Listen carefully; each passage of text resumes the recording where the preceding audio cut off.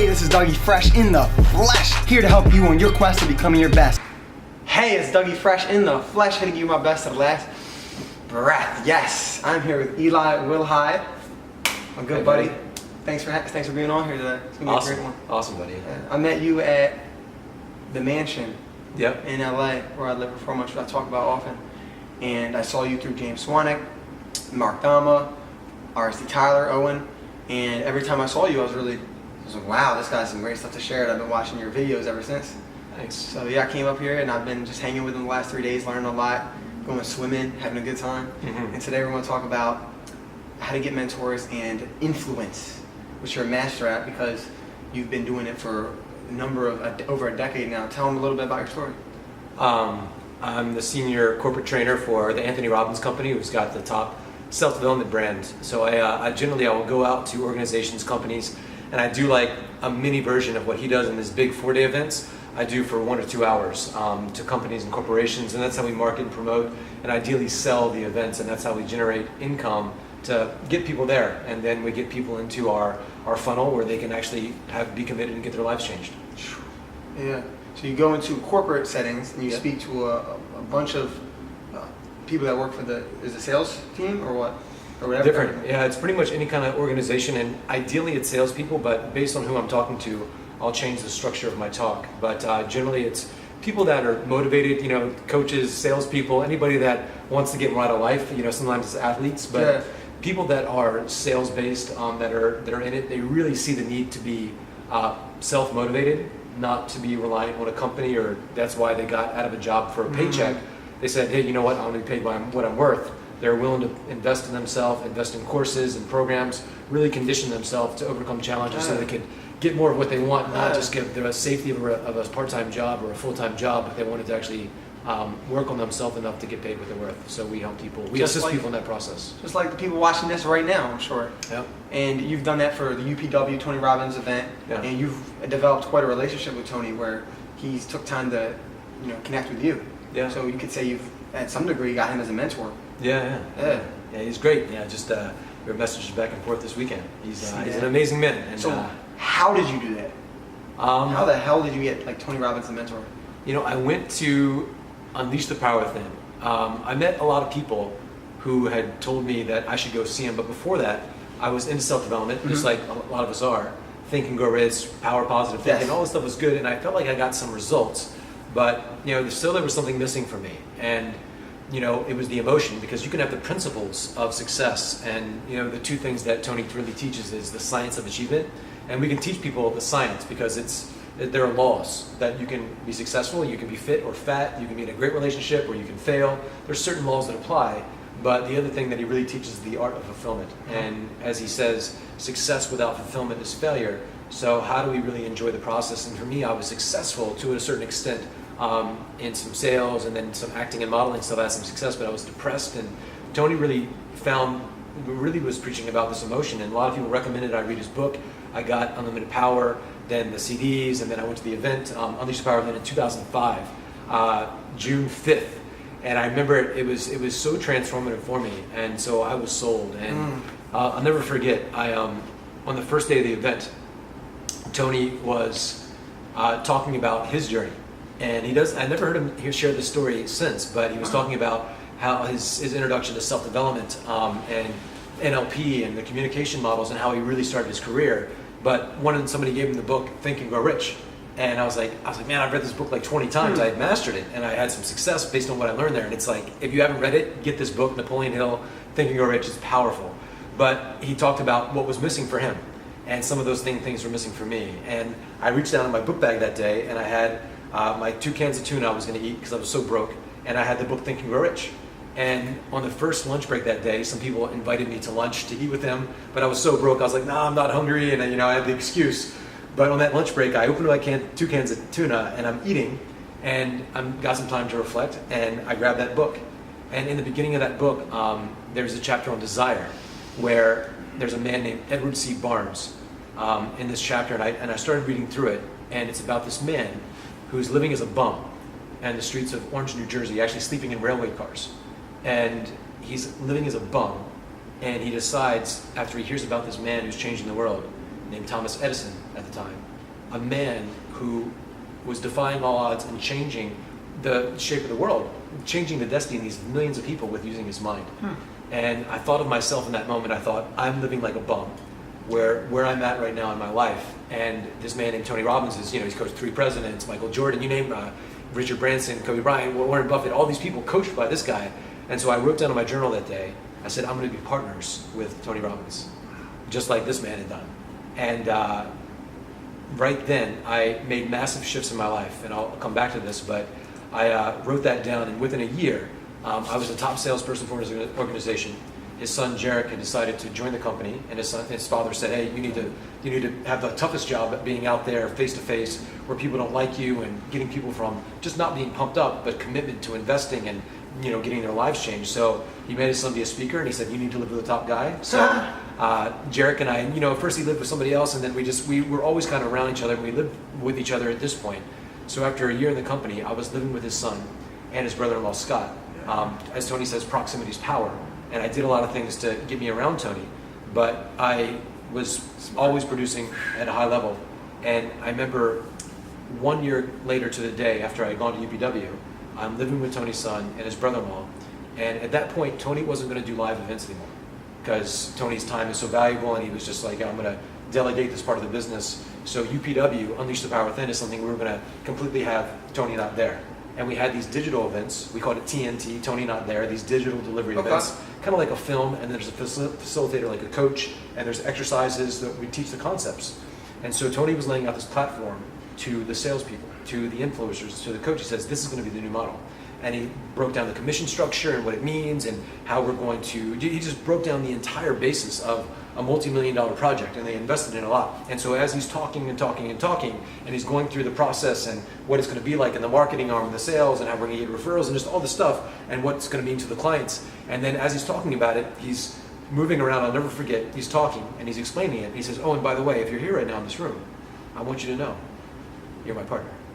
Whoa, and he looked right at me when he said it. Chills. Oh my God. I went home that day because I lost track of the days. That's why I knew it was June 5th. It was 1 year later to the day, to the exact day that I wrote that down, that he looked at me and said, you're my partner. And at that point, we had never even had a conversation. It's amazing. But it took a couple years of making certain connections in his company and producing. I've had other mentors other than Tony. Yeah, I want to hear more about that. I worked for them, or I was able to provide some massive value in a way. Massive value. I want to know two things you did. Well, one, provide massive value and be a star success in it. That's huge. But you also wrote down, I want to be partners. I will be partners with him. Write down, I've invited you guys to do this before, write down who you want your mentor to be. This is like the first step. Get clarity. Out of the 5 C's, clarity. And the other thing you did was you got around people he's around. And that's what I've done with a lot of my mentors, like Elliot and RSD. I mean, I've gotten around the guys they're friends with, their family, and it works. Because if you're being the person you want to be and you're embodying that, then they're going to speak highly of you and they'll want to also be around you. So yeah, that's awesome. So who are some other mentors and how did you then get around them? I worked, when I first moved to LA, I had been living in a tent in the Rocky Mountains of Colorado for 9 months. Moved to LA, lived in my car, not quite as cool living in your car, but I got on my feet. I got a job at Banana Republic at night, and in the daytime I sold dental products over the phone to dentists. And there was a man there was 2 guys in the company, Bill Dorfman, who's an amazing guy, he's a dentist to the stars, and another guy named Robert Heyman. They partnered and they created a company called Discus Dental. They sold it out maybe 5 years ago, and they did very well, and they've since gone on their other ways, but I spent a lot of time with both men, and both men became mentors. But Robert and I really had a bond, and it was certain things in his character that I really wanted to emulate. What ways of being? He's one of those people, when he walked into a room and he spoke, people listened. And I like remember, you now. Yeah, and I remember he just had a command over language, and he had studied in France, and he had a very wealthy upbringing, but still, despite that, he became a self-made man. So there's an inner confidence in this man that was tangible. I mean, you could feel it when he walked into a room, and his voice, his body language, the way he communicated. Men got scared, women got excited when he walked in, and I was like, how is he able to do that? And I remember. How old were you at this point? I was 23. Okay, my age, 23. And I remember the way that he carried himself, and I remember he sent out a blast email to the company and the intranet. So there's internet where you send company emails, and they come within our little Discus Dental community. And I remember he sent out an email one day, and I was like, oh my God, I have access to this man.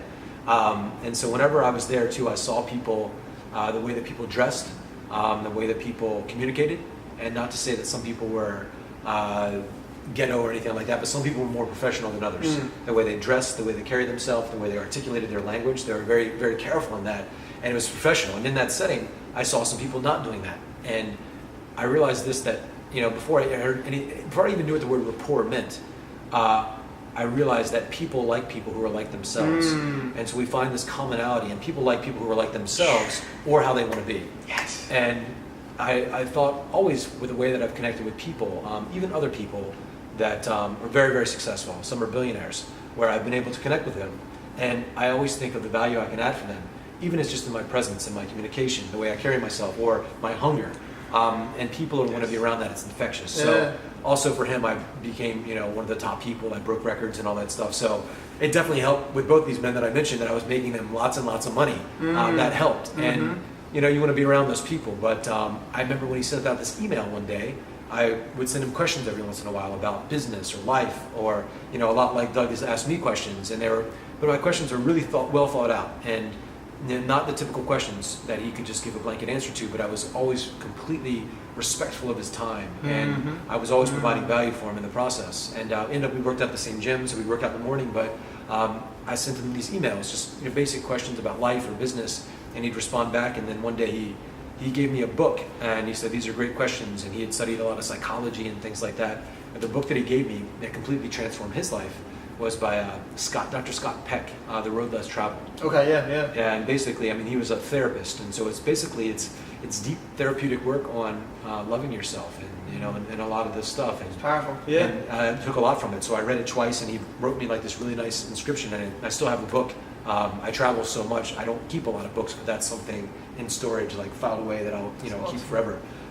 So yeah, I got around these people, but I made sure I added massive value to their life, and I knew they saw things in me that reminded them of how they used to be. Yes. And it made them sharpen their game. That's it right there. Because when you're a young guy and you might not have the money or the accolades, and often it's interesting working in self-development, and you coming from the knowing some of these guys in the pickup community. The pickup community is great, and it's evolved, but it used to be that the way that people thought, and some people still think this way, they think like they're here and other people are here, so they need to bring everybody down to here, so they feel like they can connect with people. And so sometimes we put people down, or that person or that politician or whatever, even though they're busting their butt. There's a tendency to put people down, and you'll see on the Facebook trolls or the YouTube trolls or whatever. You'll see it in your career and in college. Yeah. So yeah, it's like the haters, as you say, but that's okay. Yeah. You can't give a lot of attention to that, but don't be the person that's here. Thinks that you're here bringing people down. What a self-development industry really teaches is that you're here, everybody else is here. So work on yourself so that you're here. Which there's a neediness that I see in people that are, you need to work on this, but a lot of people say, Eli, you got to go to this seminar, this event, and I used to have that, seminar-itis, and I think there's definitely events out there you should definitely go to, but I really look at the teachers, for me, the number one person, guys, coach, presidents, and world leaders was Tony Robbins. Like, if I wanted to learn from one person, it's this guy. Yep. Michael Jordan, all these people look up to this guy. It's like there's something there that I could emulate. So I really look at I want to know who's teaching it, what's their life, not just what do they say, but look at their feet, not just their lips, but look at how they've been living their life for a while. Their family, their relationships. Yeah. Owen Cook, that we, Tyler. Yep.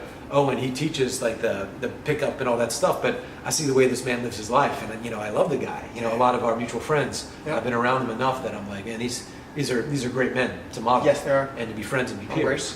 Because of him, I don't drink alcohol.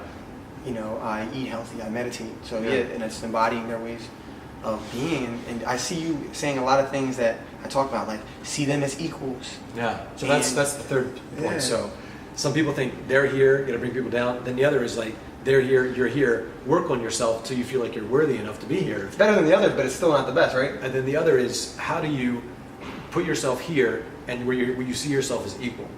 And so we talk a lot in my own speeches and communication when I work with clients, or I do coaching, or I have a mastermind, or I teach skills. I'm looking for emotions and values. I'm looking for a lot when I ask people questions.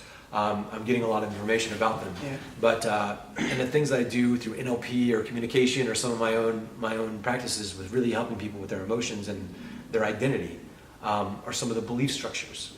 And Sigmund Freud said the biggest need inside of the human psyche is to remain consistent with your identity, right? Yeah. That's why the person who's fat loses weight, but then they see themselves as fat still, so they gain the weight back. Somebody makes 50 grand in a month, and they still see themselves as a poor person, so they get rid of all the money. Because we have a need to remain consistent with how we see ourselves. So how can I help people through communication and language create these structures of belief systems? Because all of our results and our health, our finances, our relationships, everything you've created up until this point in your life, if you're watching this, has come from your actions or lack of action in some area. You either did or you didn't. And your actions, the quality and the consistency of your action has come from your decisions. The decisions that you make every day. And we have lots of decisions that we make even in this moment. You're making decisions about what to focus on, what do things mean, and what am I going to do. Right. And that's why somebody could have an experience where they focus on it, something happened in the past, and they can't change the past, so they feel disempowered.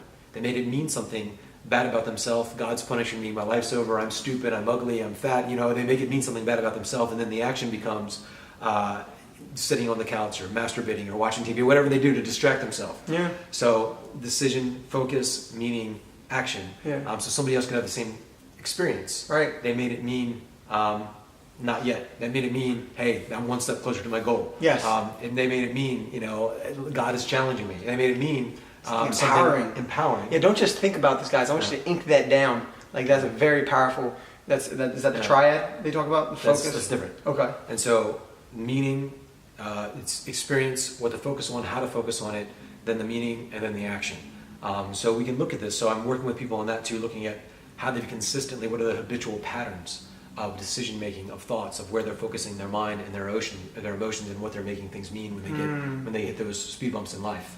Our decisions, though, come from our thoughts, and all the thoughts that a person has about themselves, or money, or women, or life, or men, or parents, or anything in life.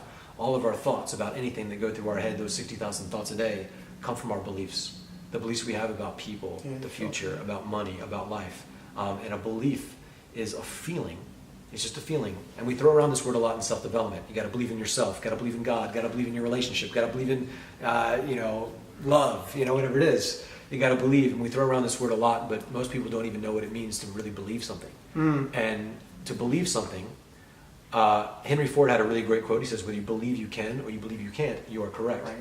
So belief, the quality of the belief comes from the person, because beliefs, what you believe about anything, doesn't exist anywhere in the world except for inside of you, your mind, and your nervous system. So a belief is not real, it's not true or false, but the moment you believe it, it becomes true for you, a self-fulfilling prophecy. So we can condition somebody, just like we can condition somebody's muscles to be weak or strong. You can condition somebody in the gym. I believe you can also condition people mentally and emotionally, and the structure of their beliefs to really create things magical in their life, where our beliefs are what create our results. Yes. Because our results come from actions, decisions, all these things. So belief is the core of what separates the people who succeed and the people who fail. And I go into companies and I see people, say a real estate company or a sales organization, everybody has the same script. Say there's 10 people with the same script. There's a top guy and there's a bottom guy.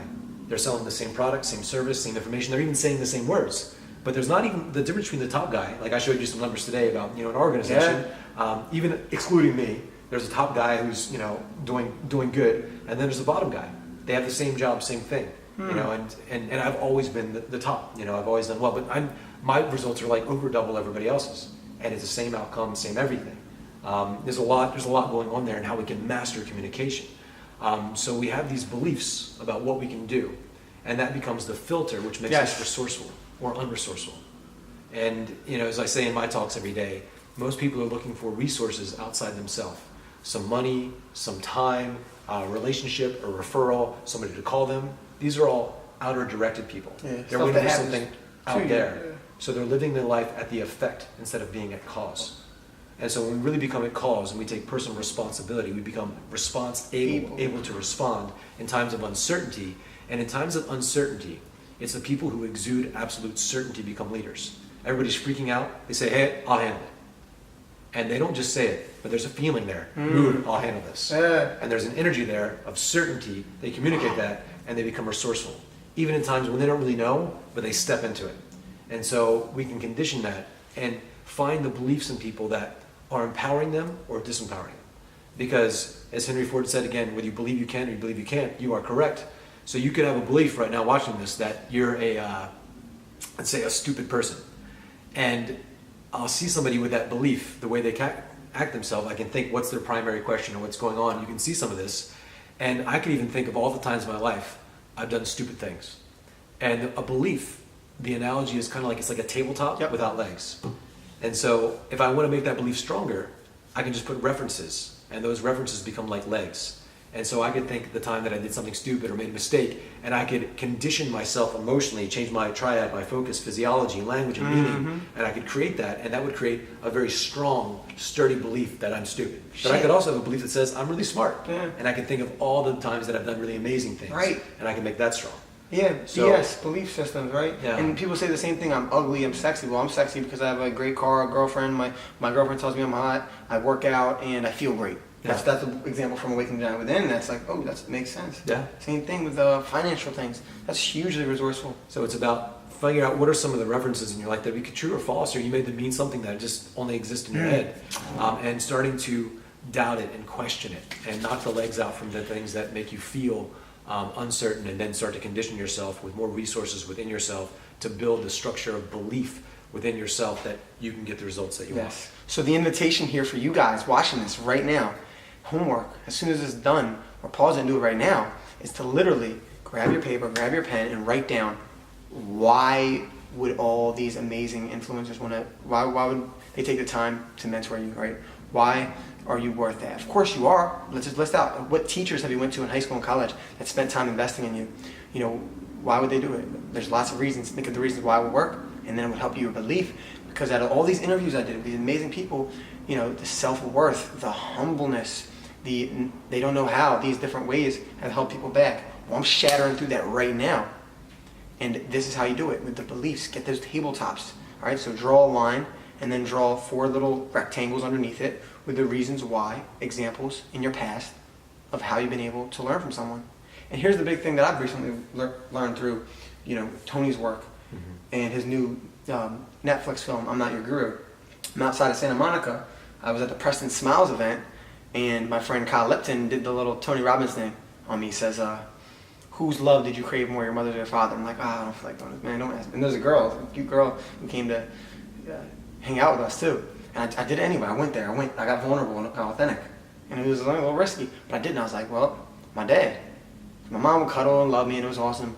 So, and he asked, and we went deeper down the rabbit hole.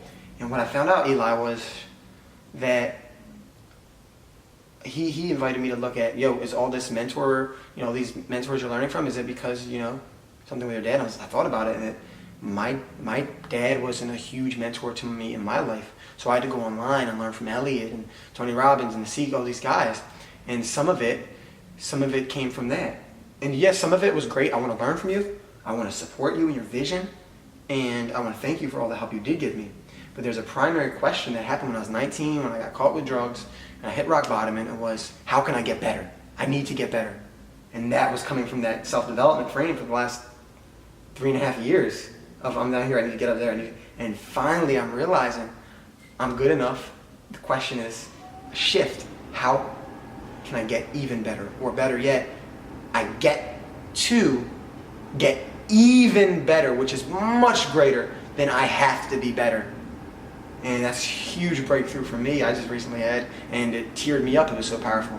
And I'm constantly having these breakthroughs, and I'm really grateful for every time I get it. And I hope to facilitate some of that with you through these videos. So that's huge, capital H-U-G-E for me. And I hope you can learn something through me through that, because, you know, this whole mentorship work, make sure the foundation is coming from the right place. That's huge. And I haven't talked much about that in the 30 ways. There's some of that in there, but I want to make it crystal clear and razor sharp right now to understand the sentiment, place, and space you're proceeding from as you're reaching out to great influencers and great people, where you're coming from. Are you giving value, or are you taking value? And where's that coming from? So, yeah. And the last question I want to ask you is your mastery. How, the sensory acuity, I always ask people, what turns you off? What turns you on when someone, like, why am I here right now? Why'd you allow me to stay at your place for 3 days? And persistence. Yeah, this guy's just pure love. The intent. Yeah, it's Wayne Dyer has a really great book on the power of intention. And one of my favorite quotes is from Emerson. Elliot obviously loves Emerson a lot. And the quote is this, and this quote completely changed my life when I heard it. And I really sat and I thought with this for a while. Because being out there as an influencer, or as a salesperson, or as a coach, and doing a lot of the roles that I do, even in my previous life as an actor, I think of this quote so many times, and it comes back to our intentions. But Emerson said, "Who you are speaks so loudly, I cannot even hear what you say." And so it's the music between the notes. It's the being between the words. It's the intention of what you're really putting out there. And as I talk about this a lot in my own speeches, that life supports that which supports life. And what do you mean by that? When you do something for yourself, and a lot of times there's guys out there, young men like yourself, out there who are pumped up, and they've gone to there's some fitness videos, or they're go to like some self-mastery motivation events, and they're out there and they're self-empowered, and they step up and they take action and they're pumped up. Yeah. And that's great, and you got to do that, and there's a certain level of our development. But when you do things for yourself and you master yourself, it's all about yourself. And so even if I'm communicating and I'm coaching or I'm selling or I'm promoting, and you see a lot of people on Facebook or YouTube and they're taking pictures of, it's like my friend was like, I just bought a plane ticket for my trip tonight. I'm flying out to San Diego, and I got a first class ticket. And my friend was like, you should take a picture and show people that you're first class. It's like, I don't care about that. And you see people taking pictures of like they're driving, they got a picture of their Ferrari emblem or their thing. It's like, they're trying to exude that. And they're saying, I've mastered this area of my life. I'm amazing. But their message is all about themselves. Where's it coming from? So when somebody communicates and it's all about themselves, even if you're trying to get somebody to do something or sell them something, if it's all about you, there's a certain animation to your voice. There's a certain tell me about that. attention in your eyes. You can just feel it. So you don't even have to be told what it is, but you can notice there's something different if somebody between doing something for themselves and doing something for others.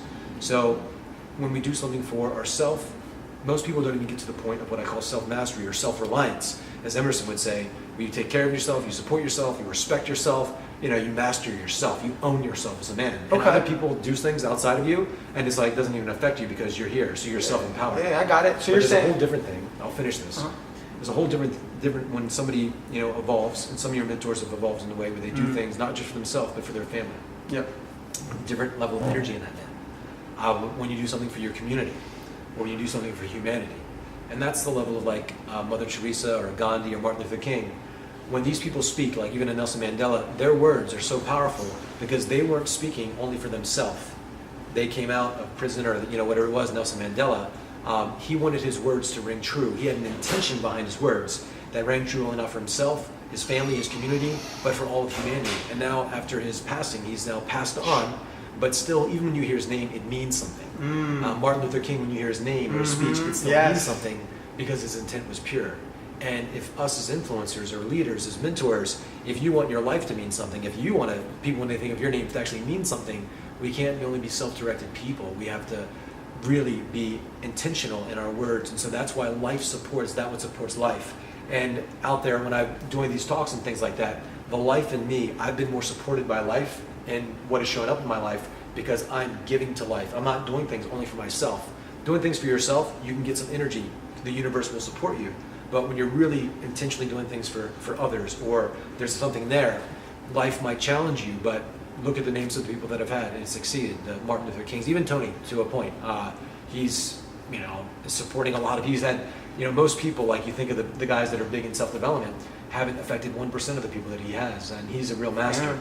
So lately I've been breaking off doing some of my own stuff. I've got some courses, but I've, put myself around the best just like you are, just trying to really absorb these things. But that's when I watch these people, like I said in the beginning of this video, I'm looking for the music between the notes and how they actually live their life, not just what they say. And so the power of intention in you and the things that you're doing and what you want to get across, I felt like it was pure, so here we are. Yeah. The empowered intention infused with the power of declaration, which you had with Tony, saying, writing it down. I'm gonna, like when I said with Elliot at 19, like I'm gonna learn from him in person. He's gonna be my, like I did that too. He did that with Paul Check. He wrote it down. He's going to be my mentor.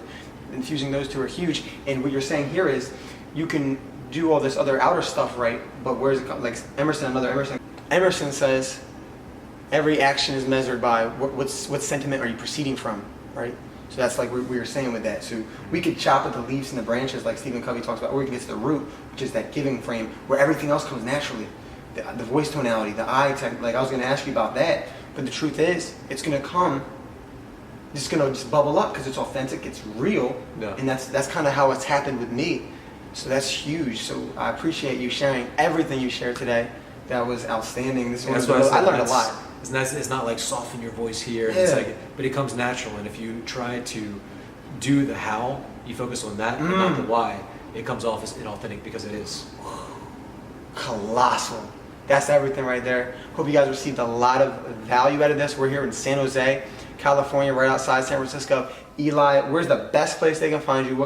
How can they learn more about you? Because this has been so extremely valuable for them. I'm posting a ton of stuff on Facebook right now. I'm starting with YouTube. I've got an influence product that I'm going to be launching on Facebook. You can follow me for great tips if you want to get mentors, communicate more powerfully, links below, make money. I was mentioning last week, I just figured I wanted to buy some stuff, so I went to Whole Foods and I made $30,000 off 2 conversations in about a week. I'd like to learn how you do that. That's all I want to learn next. So that's some of the stuff I'll be teaching in my course that I'll be launching in probably about 2 weeks. And my main site right now is 7-Figure Body, the number 7-Figure Body for busy people that want to get in great shape. That's 7figurebody.com? Yep. Boom. Links below. And check that out. Do that right after this, and do the homework we gave you through this, and maybe watch it again because it's so powerful. Eli, infinite thanks, brother. Thank you, buddy. You're awesome. You're awesome. Much love. Big hug. Thank you. Thank you, man. Stay fresh. Stay blessed. Peace. Peace. Bye-bye.